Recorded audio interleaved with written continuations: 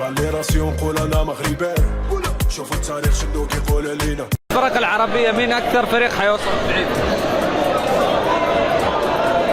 ولا فريق.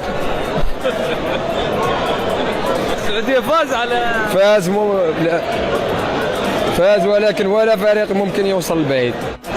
اقل شيء كما يقولوا ما يفوت دور المجموعه. فريق عربي ولا فريق عربي. شوفوا مشجع جزائري وقاعد وسط المغاربه وهم في لقاء تلفزيوني وعمال يرفع علم الجزائر وبيغطيه على علم المغرب. الحقيقه والله هم المغاربه محترمين جدا. في الفيديو دوت هتلاقي ان الشعب المغربي اخده على قد عقله وجاب العلم بتاعه وحطه تحت العلم المغربي، ولكن هو راسه والف سيف لازم يحط الشعار الجزائري فوق المغرب. هل لهذه الدرجه بقيتوا بتشعروا بالامان وسط المغاربه؟ اي تجمع للشعب المغربي او مغاربه كده مع بعضيهم لازم تلاقي جواهم مندسين جزائريين قاعدين معاهم وكمان بيشكسوه. المشكله بقى ان هم فاكرين ان هم بالطريقه ديت انت كده بقى حلو خطفتوا الاضواء، زي حساب ياسين الجزائري اللي كتب خطفنا الاضواء من البوسبريين والعرب والافارقه، مشاركه يا حاضرون غائبون. حساب اخر لشخص خليجي بيتضامن مع المغاربه وبيقول لهم الجزائريين دول قلوبهم سودة اكثر من لون بشرة جسام. شفتوا للدرجه دي اصبحت كل الشعوب بتتضامن مع المغاربه وبيقولوا لهم الله يكون في عونكم حرفيا. وبصراحه يعني والله هو الشعب المغربي فعلا قلبه طيب انه متحمل هذا المستفز، يعني واقف جنبيهم بالزليج المغربي وعلى انه هو ده زليج جزائري،